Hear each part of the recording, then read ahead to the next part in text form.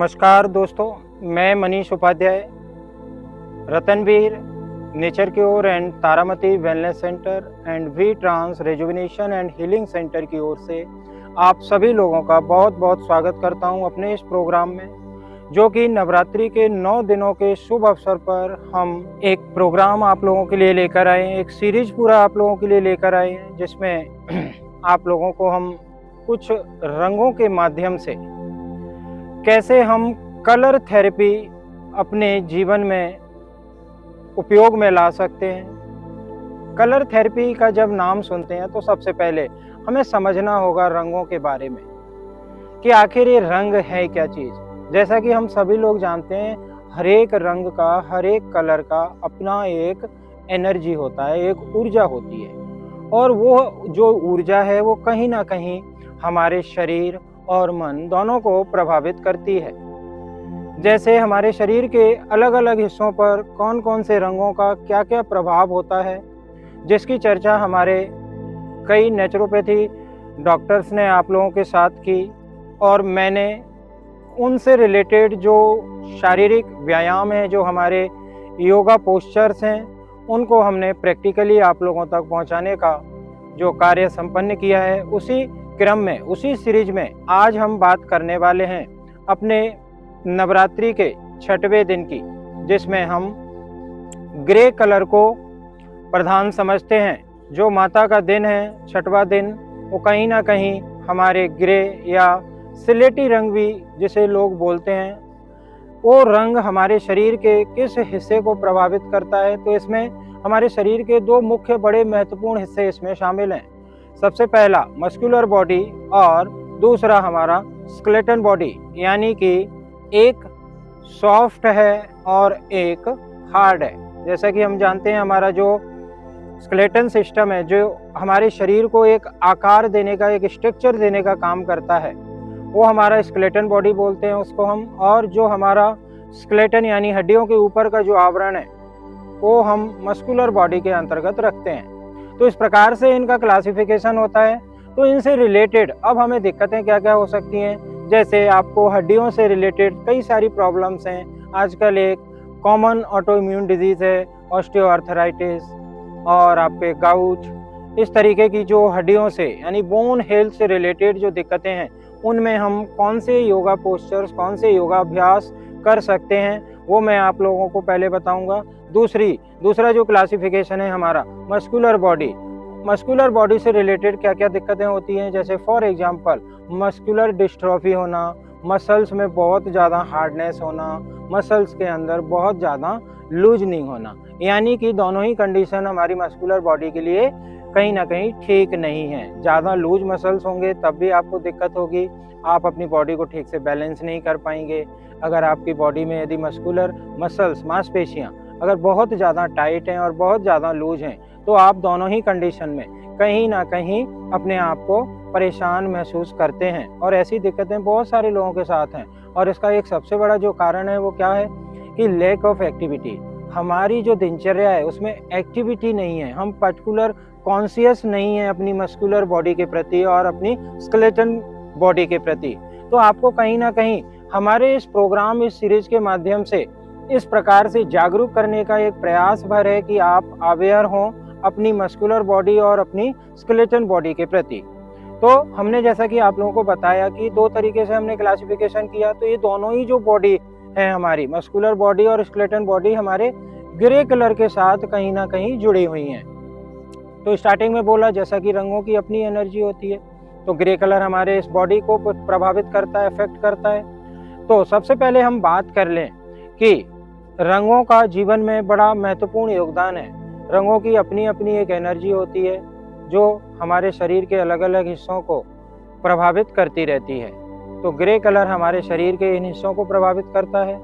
तो इस क्रम में यदि हम आगे बात करें तो हमारा जो अभ्यास है, हमारी जो प्रैक्टिसेस हैं, वो क्या क्या हो सकती हैं, कैसे हमें नेचुरोपैथी के बारे में तो हमारे डॉक्टर्स ने आप लोगों से कंसल्ट किया ही इस बारे में, और मैं उसके बाद आप लोगों तक कुछ यौगिक अभ्यास पहुंचाने का प्रयास करता रहा हूं। तो आज इसी क्रम में हम अभ्यास करेंगे अपनी स्केलेटन बॉडी को ठीक रखने के लिए, यानी कि शरीर के सभी जोड़ों को और हड्डियों को कैसे अच्छा रखा जाए। तो आप जैसे मैं बैठा हूँ सुखासन की स्थिति में बैठें, रिलैक्स होकर बैठें। दोनों हाथों को रिलैक्स रखें, हथेलियाँ थाइस के ऊपर आराम से रखें। शरीर में एक शांत भाव होना चाहिए। जब भी आप यौगिक अभ्यास करने के लिए जाएं तब कुछ देर इसी स्थिर अवस्था में शरीर को बनाए रखें। शरीर पर ध्यान केंद्रित करें, शरीर को स्वाभाविक और शांत अवस्था में आने दें। तो सबसे पहला जो अभ्यास है, जो फर्स्ट प्रैक्टिस है हमारी, वो होगी हमारे सबसे शरीर के ऊपरी हिस्से के लिए, यानी आपके सिर और धड़ का जोड़ यानी नेक जॉइंट्स के लिए। तो गर्दन को आगे पीछे झुकाना, श्वास लेते हुए गर्दन पीछे लेकर जाना और श्वास छोड़ते हुए गर्दन नीचे। कम से कम 10 बार गर्दन को पीछे और आगे झुकाना, टोटल 20 काउंट्स।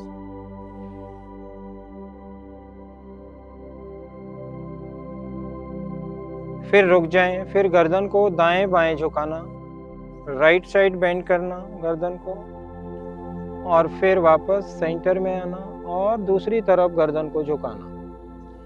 इस अभ्यास को भी 10-10 बार कम से कम एक साइड जरूर पूरा करें और अपनी गर्दन पर स्ट्रेचिंग्स और कंप्रेशंस फील करते हुए अभ्यास करना, ब्रीदिंग को फील करना, ऑब्जर्व करना और दूसरी चीज़ों पर ध्यान को लेकर नहीं जाना। जितना आप अवेयर होकर प्रैक्टिसेस करेंगे आप उतना ज़्यादा लाभान्वित होंगे, उतने ज़्यादा बेनिफिट्स आप उस एक्टिविटी के ले पाएंगे।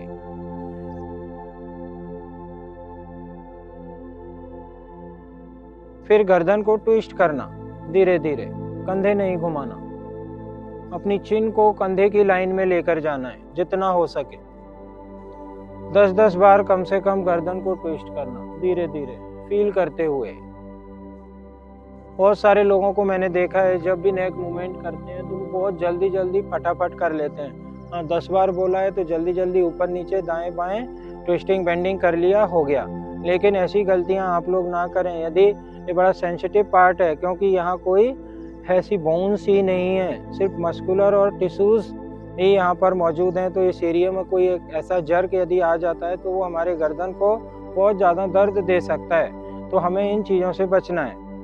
जो अभ्यास आपको जिस विधि से, जिस रीत से बताए जा रहे हैं उन्हें वैसा करेंगे तो बहुत ज़्यादा फायदे आपको मिलने वाले हैं।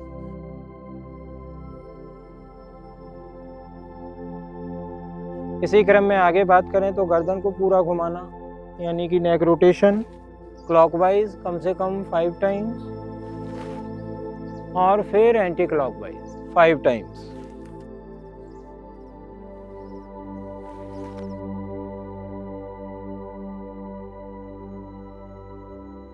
तो गर्दन के जोड़ को अच्छा रखने के लिए, हेल्दी रखने के लिए, सर्वाइकल की अगर दिक्कत है उसको दूर करने के लिए, किसी भी प्रकार की कंधे और कॉलर बोन रीजन में कोई जकड़न अकड़न या स्टिफनेस है उसको दूर करने के लिए ये अभ्यास आपको बड़े मददगार साबित होंगे। इसी क्रम में आगे बात करें तो अपने दोनों हाथों को खोल दीजिए, इस प्रकार से साइड में रखें, उंगलियां एक दूसरे से दूर रखें, जितना हो सके फैलाकर रखना। उंगली और अंगूठे के बीच में गैप होना चाहिए मैक्सिमम। फिर अपनी उंगली और अंगूठे को आधा फोल्ड करना है इस प्रकार से और सीधा करना। हाथों को सीधा रखना, फिंगर जॉइंट पर ध्यान देते हुए। आपकी उंगली और अंगूठे के जो जॉइंट्स हैं वे शरीर के सबसे छोटे जॉइंट्सों में गिने जाते हैं कहीं ना कहीं, और इन्हीं छोटे जॉइंट्स में सबसे ज़्यादा अटैक करने वाली जो बीमारी है वो क्या है? गाउट यानी कि ऑस्टियोआर्थराइटिस शरीर के बड़े जोड़ों पर अटैक करती है और गाउट आपके शरीर के छोटे छोटे जोड़ों पर अटैक करती है। तो आप लोगों ने देखा होगा कई लोगों की उंगलियां में स्वेलिंग रहती है, इन्फ्लामेशन रहता है या कुछ स्ट्रक्चरल प्रॉब्लम आने लगती है, उंगलियां बाहर की तरफ टेढ़ी होने लगती हैं। तो ये कहीं ना कहीं एक गाउट से संबंधित समस्याएं होती हैं और छोटे छोटे जॉइंट्स को ज़्यादा अफेक्ट करती हैं।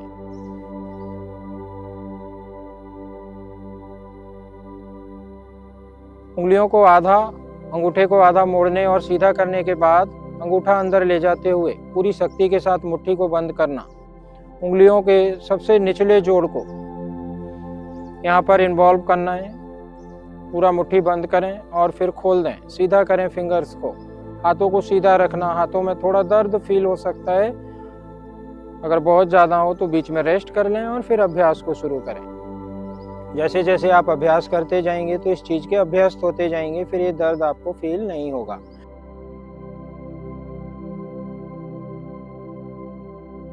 इसी क्रम में अगला अभ्यास हम करेंगे। दोनों हाथों को सीधा रखेंगे और अपने रिस्ट जॉइंट पर ध्यान देते हुए रिस्ट रोटेशन, कंधे के जोड़ से कोई हलचल, कोई मूवमेंट्स ना हो, सिर्फ अपने रिस्ट जॉइंट पर ध्यान देते हुए इन अभ्यासों को करें। 8 से 10 बार एक दिशा में घुमाना, फिर दूसरी दिशा में, सिर्फ अपने रिस्ट जॉइंट को घुमाना।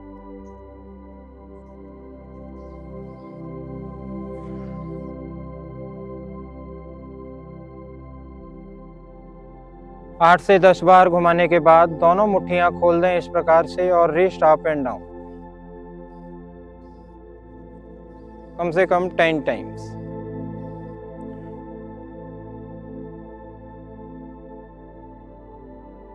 कंप्लीट करने के बाद हथेलियां नीचे से ऊपर की तरफ टर्न कर लें और एल्बो जॉइंट से फ्लेक्स करें दोनों आर्म्स को और सीधा करें। Flexion and extension of your arms. श्वास अंदर लेते हुए फ्लेक्स करना, श्वास छोड़ते हुए सीधा करना। 10 से 15 बार इस अभ्यास को करें कम से कम।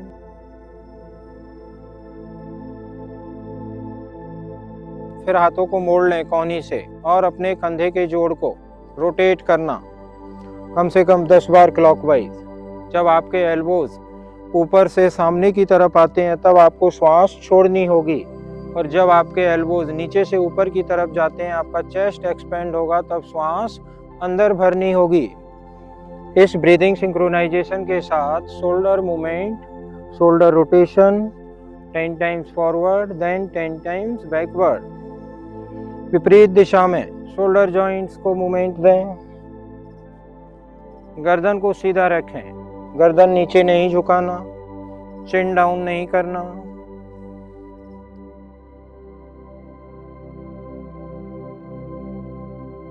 शोल्डर रोटेशन करने के बाद दोनों साइड दोनों हाथों को सीधा कर दें और हथेलियां घुटनों पर प्लेस कर लीजिए। हाथों को रिलैक्स रखें। आपकी अपर बॉडी से रिलेटेड जितने भी जॉइंट्स हैं उनकी हमने प्रैक्टिसेस आप लोगों को बताई। अब हम लोअर बॉडी की बात करें तो यहाँ पर मौजूद पैरों की उंगली के जोड़ और घुटने का जोड़, एंकल जॉइंट और हिप जॉइंट से रिलेटेड मैं कुछ 3 से 4 प्रैक्टिसेस आप लोगों को बता रहा हूँ। यहाँ पर इस प्रकार से दंडासन की स्थिति में बैठें। यदि किसी को बैक पेन है, कमर में बहुत स्टिफनेस है, इस प्रकार से नहीं बैठ सकते हैं तो अपने हिप्स के नीचे यहाँ पर पिलो रखें। सिर्फ हिप्स के आधे हिस्से को कवर करना, पूरा नहीं, और आधा हिप्स का हिस्सा जमीन पर टच हो और आधा पिलो के ऊपर, और फिर वॉल सपोर्ट के साथ बैठेंगे तो आपको अपने लोअर बैक रीजन पर कोई स्टिफनेस महसूस नहीं होगी और आप आरामदायक स्थिति में बैठ सकते हैं। ऐसे दंडासन की स्थिति में आराम से बैठ सकते हैं, कोई थकान महसूस या कोई दर्द नहीं फील होगा आपको। ठीक है, तो दंडासन की स्थिति में दोनों पैर मिले रहेंगे। पंजों की स्थिति देखें, पंजों का फेस ऊपर की तरफ इस प्रकार से रखना। ठीक, घुटना सीधा, दोनों हाथ थाइस पर रख सकते हैं इस प्रकार से, या फिर इस स्थिति में रखें, या फिर इस स्थिति में रखें। लेकिन इन सभी स्थितियों में आपकी स्पाइन, आपकी पीठ सीधी रहनी चाहिए। पीठ को झुकाना नहीं, पीठ में कोई आर्च नहीं बनाना। ठीक है, अब हम अभ्यास शुरू करेंगे पैरों की उंगली और अंगूठे का, यानी कि श्वास छोड़ते हुए पैरों की उंगली और अंगूठे को मोड़ना और सीधा करना, मोड़ना और सीधा करना, मोड़ना और सीधा करना। एक्सहेल करते हुए फोल्ड करना फिंगर्स और थंब को, और फिर श्वास लेते हुए पूरा सीधा करें। Observe your movement, feel your breathing.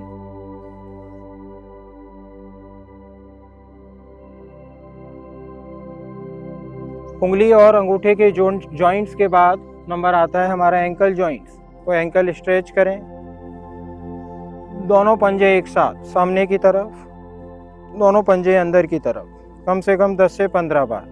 श्वास लेते हुए पंजे अंदर खींचना, श्वास छोड़ते हुए पंजे सामने की ओर स्ट्रेच करना। पैर के पंजे और एड़ियां एक दूसरे से अलग ना हो, कोशिश करें एक दूसरे से टच रहें।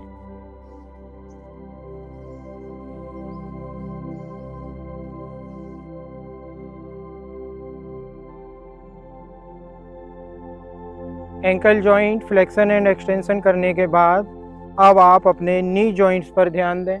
दोनों हाथों से अपने राइट थाइस को कैच कर लेना इस प्रकार से। पैर को ऊपर उठाना और घुटने से पैर को धीरे धीरे मोड़ना शुरू कीजिए और फिर सीधा कीजिए। पूरा सीधा करना और मोड़ना नी जॉइंट पर ध्यान देते हुए 10 to 15 times. Knee flexion and extension complete करना। फिर इसी अभ्यास को दूसरी तरफ दोहराएंगे। एक्सहेल करते हुए घुटना मोड़ें, इनहेल करते हुए सीधा करें। एक्सहेल करते हुए मोड़ें, इनहेल करते हुए सीधा करें। ब्रीदिंग सिंक्रोनाइजेशन के साथ 10 टाइम्स। लेफ्ट साइड से नी फ्लेक्शन एंड एक्सटेंशन कंप्लीट होगा।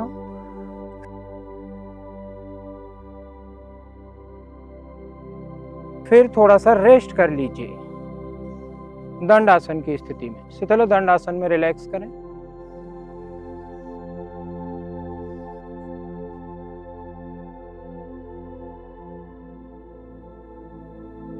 बीस से 30 सेकेंड रिलैक्स करने के बाद अब आप अगेन दोनों पैरों को मिलाकर रखें और अपने हिप जॉइंट के लिए क्या अभ्यास कर सकते हैं उसके ऊपर हम बात करते हैं। तो अपने राइट नी को इस प्रकार से मोड़ना और इस पैर को पैरेलल रखना है, ठीक है। घुटना ऐसे नहीं रखना अंदर की तरफ, जितना हो सके पैर को पैरेलल रखिए और मेक अ 90 डिग्री एंगल। अब अपने राइट एंकल को लेफ्ट नी के चारों तरफ इस प्रकार से घुमाइए क्लॉकवाइज। इससे आपका क्या होगा, जो हिप जॉइंट है वो रोटेट होगा और हिप जॉइंट से रिलेटेड कोई स्टिफनेस या कोई प्रॉब्लम है वो धीरे धीरे रिलीज होना शुरू हो जाएगी। 10 से 15 बार क्लॉकवाइज, फिर 10 से 15 बार एंटी क्लॉकवाइज। इसी पैर को सेम लेग विपरीत दिशा में रोटेट करना अपने हिप जॉइंट को। चलिए 10 से 15 बार दूसरी दिशा में करने के बाद इसी अभ्यास को हम दूसरी तरफ करेंगे।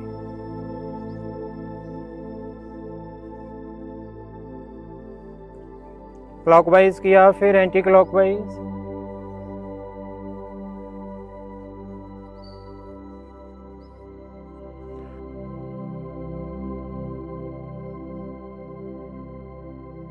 एंटी क्लॉकवाइज कंप्लीट करने के बाद अब आपके शरीर के लोअर बॉडी के जितने भी जॉइंट्स थे उनके अभ्यास मैंने आप लोगों को बताए। अब हम बात करेंगे दूसरे क्लासिफिकेशन की, यानी कि हमारा जो मस्कुलर बॉडी है उससे संबंधित जो प्रॉब्लम्स हैं उनको कैसे ठीक किया जाए और निकट भविष्य में इन फ्यूचर आपको कोई ऐसी मस्कुलर बॉडी से रिलेटेड प्रॉब्लम्स ना हो। तो उससे रिलेटेड हमें क्या स्ट्रेंथनिंग योगासन्स करने चाहिए। इसके लिए सबसे पहले आपको सीधा लेट जाना है इस प्रकार से शव आसन की स्थिति में। पीठ के बल lie down on your back in a supine position. Supine position में लेटने के बाद दोनों पैरों को मिलाकर रखें इस प्रकार से। दोनों हाथ दोनों थाइस के बगल में रहेंगे और अपने दोनों पैरों को श्वास अंदर लेते हुए 40 से 45 डिग्री ऊपर उठाना इस प्रकार से सीधा, और इसे कम से कम जितना हो सके होल्ड करना।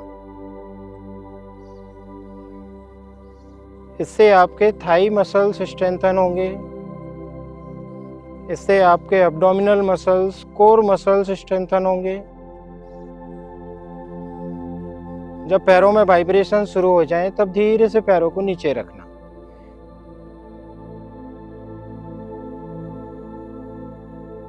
इसी अभ्यास को स्टैटिक तरीके से किया, थोड़ा डायनेमिक तरीके से करना।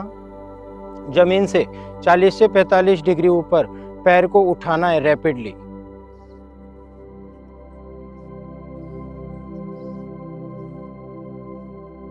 स्मूथली, जर्क नहीं देना, ताकत नहीं देना। कम से कम 20 बार।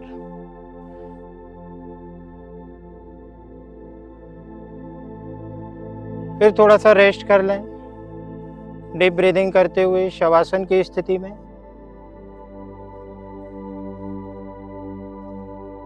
इसी क्रम में आगे बढ़ेंगे। अपने दोनों पैरों को फोल्ड कर लें इस प्रकार से और अपने हिप्स की चौड़ाई के बराबर दोनों पैरों के बीच में दूरी बनाकर रखें और दोनों हाथ साइड में रखें, बॉडी के क्लोज रखें। अब श्वास अंदर लेते हुए आप अपने हिप्स और लोअर बैक रीजन को ऊपर उठाएं इस प्रकार से। मैक्सिमम जितना उठा सकते हैं ऊपर उठाएं। दोनों हाथों की उंगलियां इंटरलॉक कर सकते हैं आपस में, जिससे कि हाथ सीधे रखें खींचकर और अपने ग्लूट रीजन को, हिप रीजन को जितना हो सके स्क्वीज करें, लेकिन पैरों की एड़ियां ऊपर ना उठें। फिर धीरे से वापस अपने हिप्स और बैक रीजन को नीचे रखें, दोनों हाथ साइड में रखें। कुछ सेकंड से यहाँ पर रुकने के बाद इस अभ्यास को ऐसे ही होल्डिंग के साथ 4 से 5 बार रेगुलर करें। इससे आपके हिप, थाई रीजन के मसल्स, एब्डोमेन रीजन के मसल्स स्ट्रॉन्ग होंगे सेतुबंद आसन से। इससे आपके लोअर बैक पेन को भी आराम मिलेगा, जो कि आपकी बोन हेल्थ से रिलेटेड होता है।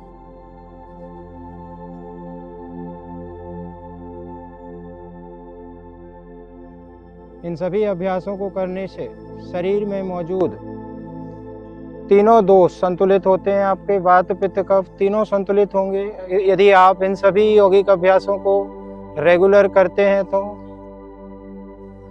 मस्कुलर बॉडी में आगे बात करें और कौन से अभ्यास हम कर सकते हैं, तो बॉडी को धीरे से टर्न करें इस प्रकार से राइट साइड और दोनों हाथों का सहारा लेकर खड़े हो जाएंगे स्टैंडिंग पोजीशन में। शरीर की चौड़ाई के बराबर दोनों पैरों के बीच में दूरी रखें इस प्रकार से। सीधे खड़े हों, दोनों हाथ सामने रखें इस प्रकार से। श्वास अंदर लेते हुए अपर बॉडी को सीधा रखें और धीरे धीरे घुटनों को मोड़ते जाइए। श्वास छोड़ते हुए वापस स्टैंडिंग पोजीशन में आए। श्वास लेते हुए अगेन मैक्सिमम बटक्स डाउन।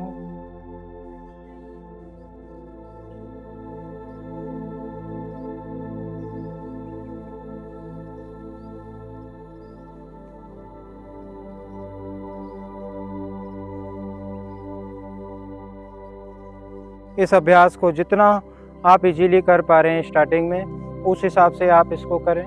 यदि 10 टाइम्स कर पाते हैं तो प्रारंभ में 10 टाइम्स करें स्टार्टिंग में, फिर धीरे धीरे इसके रिपीटेशन को हम बढ़ा सकते हैं 15, 20, 25 एक बार में जितने कर पाएँ, और कम से कम 3 से 4 सेट में इसको कंप्लीट करना। इससे आपके लोअर बॉडी के मसल्स स्ट्रॉन्ग बने रहेंगे।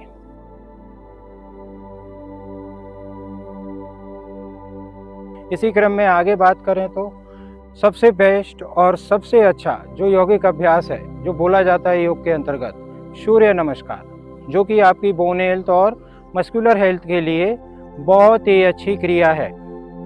इसमें हम 12 पोस्चर्स की बात करेंगे, 1 बाय 1 स्टेप बाय स्टेप आप लोगों तक मैं इस सूर्य नमस्कार को अच्छे से प्रैक्टिकली करके बताऊंगा।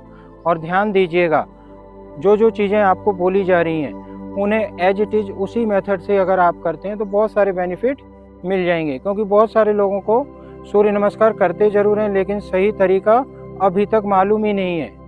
हठ योग के अंतर्गत किस प्रकार से 12 पोस्चर्स की जो बात हमें बताई गई है यौगिक एजुकेशन में, योगा एजुकेशन में, वो मैं आप लोगों को आज बताने के लिए जा रहा हूँ। तो सबसे पहले आपको क्या करना है, मैट के आगे वाले हिस्से पर हमेशा खड़े हों इस प्रकार से। ठीक है, जब भी आप सूर्य नमस्कार स्टार्ट करते हैं तो पहला नियम है कि मैट पर आप जहाँ खड़े हैं, यानी कि मैट के आगे वाले भाग पर, वहीं पर आपको लास्ट पोजीशन में आकर खड़ा होना होगा। ठीक है, स्टार्टिंग में बहुत सारे लोग ऐसा नहीं कर पाएंगे क्योंकि बॉडी में उतनी फ्लेक्सिबिलिटी नहीं है, स्टेबिलिटी नहीं है, और काफ़ी हैवी वेट होने के कारण भी वो इस तरीके को फॉलो नहीं कर पाते हैं और कहीं ना कहीं बॉडी आगे पीछे हो ही जाता है। कोई बात नहीं, कोशिश करें, पर ऐसा नियम है इसलिए आप लोगों को बताया। चलिए, दोनों पैरों के बीच में थोड़ा सा डिस्टेंस रखेंगे, सीधे खड़े होंगे, श्वास अंदर लेते हुए दोनों हाथ ऊपर लेकर जाएंगे और फिर नमस्कार मुद्रा में एक्सहेल करते हुए चेस्ट के सामने लेकर आना। इस प्रकार से दोनों कोहनियां बाहर की ओर निकली हुई। फिर श्वास अंदर भरते हुए दोनों हाथ ऊपर और लोअर बैक से जितना हो सके बैक बेंडिंग। फिर श्वास छोड़ते हुए लोअर बैक से ही अपने आप को फॉरवर्ड बेंड करना, अपने सिर को दोनों हाथों के बीच में रखना। अब यहीं से दोनों घुटनों को मोड़ते हुए और बटक्स को नीचे की तरफ ले जाते हुए अपर बॉडी को सीधा करें और एक पैर पीछे की तरफ सीधा कर दीजिए, अश्व संचालन आसन। यहीं से दूसरा पैर पीछे की तरफ लेकर जाएं। अधोमुख श्वान आसन की स्थिति, जिसमें आपके दोनों पैर की एड़ियां जमीन से टच रहेंगी, हिप्स उठे रहेंगे, आपकी पीठ और सिर दोनों हाथों के अंदर पुश कीजिए जितना हो सके। फिर यहीं से चतुरंग दंडासन में जाएं, बॉडी पैरेलल करें ग्राउंड के और फिर घुटनों को मोड़कर जमीन पर रखें। फिर चेस्ट और चिन जमीन से टच, एल्बो फ्लेक्स करते जाइए। अष्टांग नमस्कार मुद्रा, आपका पेट जमीन से टच ना हो इस पोजीशन में। यहीं से फिर काउंट नंबर 7, दोनों पैरों को सीधा करें, दोनों हथेलियां चेस्ट के बगल में रहेंगी, एल्बोज ऊपर की तरफ और नाभि यानी नेवल से ऊपर तक का बॉडी पार्ट ऊपर उठाइए। फिर यहीं से काउंट नंबर 8, घुटनों को आधा मोड़ते हुए और पैर के पंजों को अंदर की तरफ खींचते हुए अपने दोनों हिप्स ऊपर लिफ्ट कर दीजिए। अगेन अधोमुख श्वान आसन।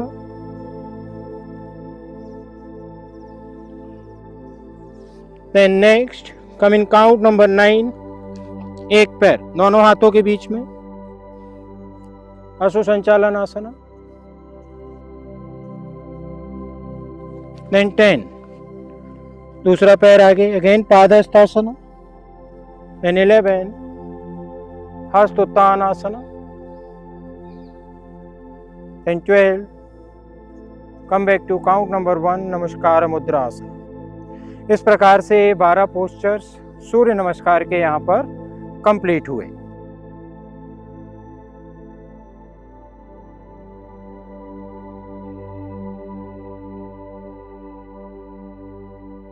इन 12 पोस्चर्स को करने से आपकी मस्कुलर हेल्थ, आपकी बोन हेल्थ, इन दोनों को हम अच्छा रख सकते हैं।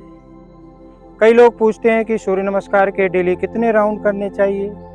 तो यदि हम योग के अकॉर्डिंग बात करें तो 108 राउंड करने की बात योग में कही गई है।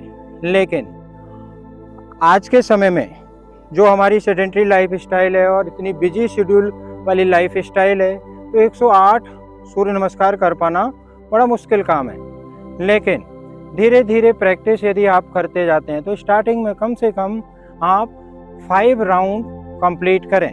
लेकिन इसी मेथड के साथ आपको प्रैक्टिस करनी होगी। मन मर्जी जैसे आ गया वैसे कर लिया, ऐसे अभ्यास करने से आप लोगों को कोई बेनिफिट या कोई लाभ नहीं मिलते।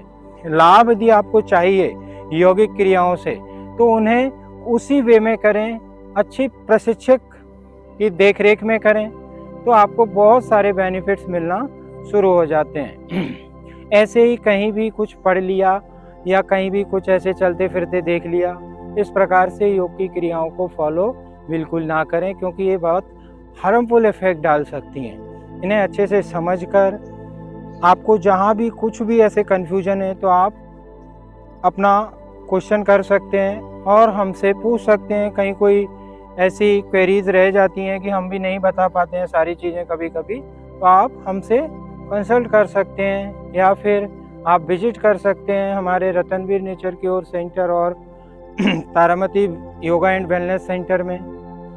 यहाँ पर आपको प्राकृतिक चिकित्सा से संबंधित सारी थेरेपीज दी जाती हैं। यहाँ पर कई प्रकार के योगा मॉड्यूल चलाए जाते हैं जिनका आप लाभ ले सकते हैं।